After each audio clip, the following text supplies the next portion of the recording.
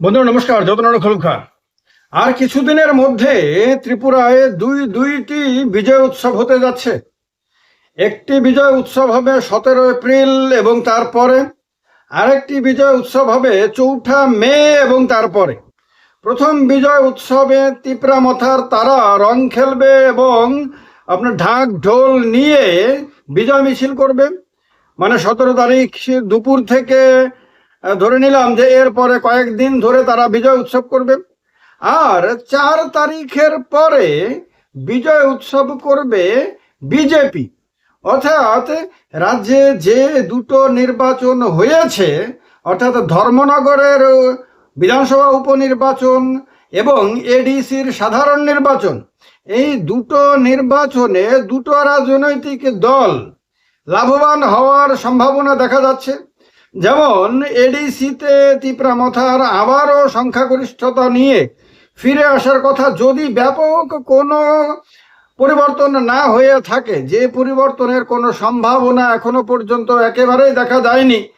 এবং মনে হয়েছে পুরো প্রক্রিয়াতে যে মানুষ এবারেও এডিসিতে যারা আছে তাদেরকেই ক্ষমতায় ধরে রাখার জন্য ভোট দিয়েছে এবং তাদেরকে এত বেশি ভোট দিয়েছে বলে মনে হয়েছে যে তাদের পক্ষে মেজরিটির চেয়ে বেশি আসন পাওয়া সম্ভব।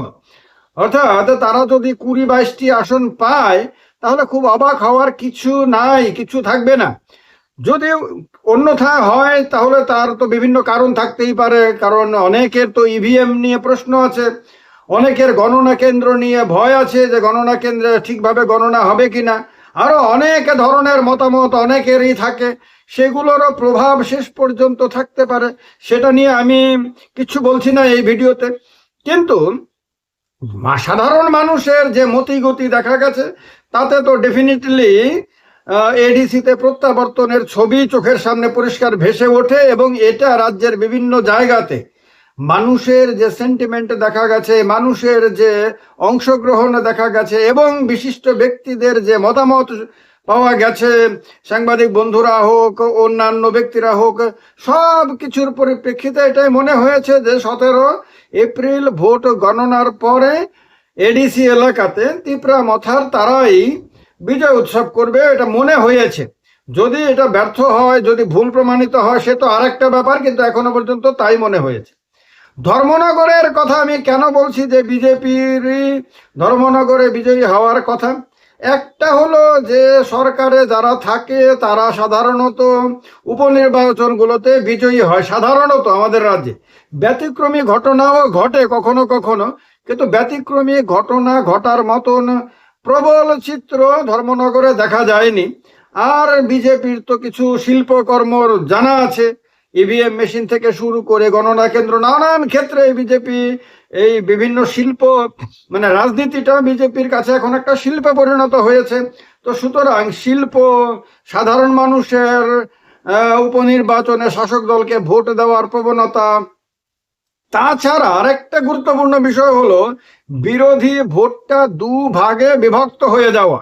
কারণ সিপিএমও এমন একজনকে ক্যান্ডিডেট করেছে যিনি এই ধর্মনগরেরই বিধায়ক ছিলেন, ফলে ধর্মনগরে তার একটা সমর্থনের ভিত্তি রয়েছে, তার দলের একটা সমর্থনের ভিত্তি রয়েছে। আর তারা যারা কমিটেড তাদের পার্টির প্রতি, তারা যে কোনো অবস্থাতেই তাদের পার্টির ক্যান্ডিডেটকে ভোট দেবে। তো এই হিসাবে দেখলে সিপিএম এর ক্যান্ডিডেটের একটা ভালো পরিমাণ ভোট পাওয়ার কথা। কংগ্রেস ক্যান্ডিডেট যিনি, তিনি অতীতে সিপিএম এর ছিলেন, পরে কংগ্রেসে এসে তিনি ক্যান্ডিডেট হয়েছেন, বিধানসভা উপনির্বাচনে তিনি ভালো পরিমাণে ভোট পেয়েছিলেন এবং সেই ভোটটার সবটা যদি পান তাহলে আরো কিছু অতিরিক্ত তিনি পেতে পারেন। যদি সবটা নাও পান তাহলেও তিনি ভালো পরিমাণে ভোট পাবেন, এটাই ধরে নেওয়া যায়। তাহলে সিপিএম এবং কংগ্রেসের মধ্যে দুটো ভাগ যদি হয়ে যায় ভোটের, তাহলে স্বাভাবিকভাবেই বিজেপির ক্যান্ডিডেটের জয়ের রাস্তাটা সহজ হয়ে যায়। যদিও 2023-এ বিজেপি এবং কংগ্রেসের ক্যান্ডিডেটদের মধ্যে জয় পরাজয়ের মার্জিন কিন্তু বেশি ছিল না, অনেক কম মার্জিনে সেখানে জয় পরাজয় নির্ধারিত হয়েছিল।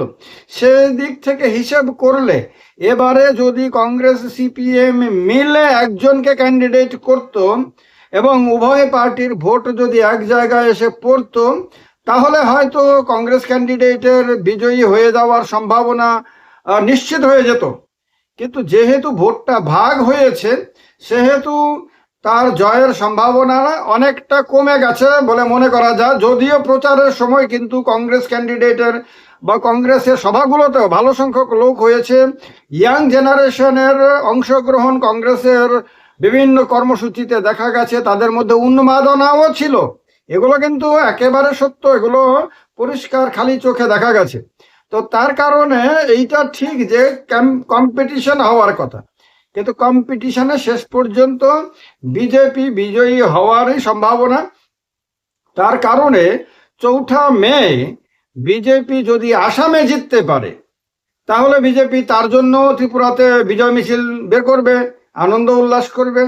সঙ্গে যদি আপনার ধর্মনগরেও যদি উপনির্বাচনে বিজেপি জিততে পারে, তাহলে আসাম আর ধর্মনগর দুটোর বিজয় মিছিল একসাথে হয়ে যাবে।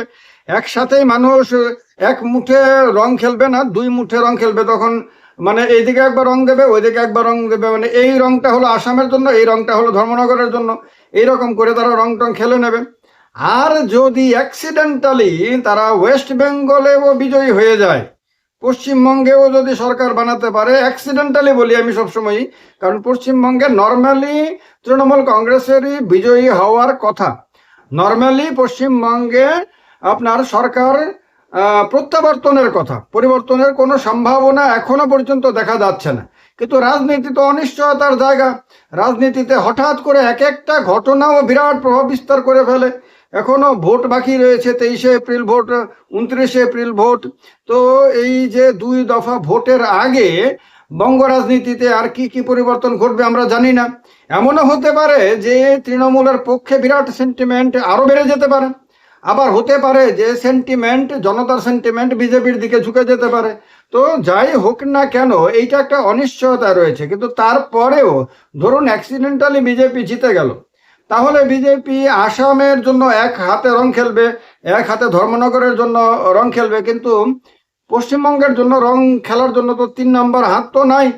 তো পশ্চিমবঙ্গের রংটা কোথায় রাখবে এটা আমি জানি না, এটা তারা বলতে পারবে।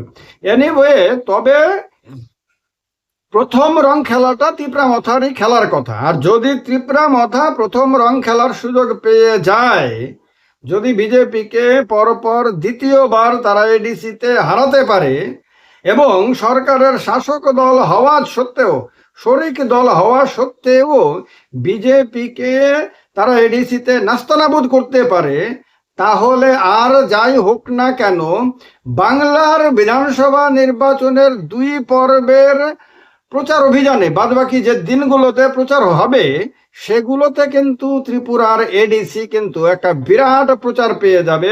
সেই ক্ষেত্রে পশ্চিমবঙ্গের রাজনীতিতে তিপ্রামথা নামটা বহুবার উচ্চারিত হবে।